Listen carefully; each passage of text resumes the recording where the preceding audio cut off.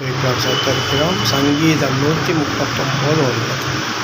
நான் பூமியின் கடையாந்தரங்களில் சமுத்திரத்தின் கடையாந்தரங்களில் தங்கினாலும் நீர் அங்கே இருக்கிறீர்.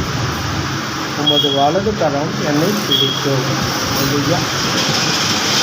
நான் சமுத்திரத்தின் கடையாந்தரங்களில் போய் தங்கினாலும் நீர் அங்கே இருக்கிறீர். உமது வலது கரம் என்னை பிடிக்கும். கர்த்தருக்கு மறைவாக நம்ம எங்கேயும் போக முடியாது. ஆனால் கர்த்தருடைய கண்கள் நம்மை பார்த்துட்டே இல்லையா? ஒரு வகையில் நம்ம பயப்பட வேணாம். கர்த்தர் என்னை காண்கிற தேவன் நான் பயப்படணும்.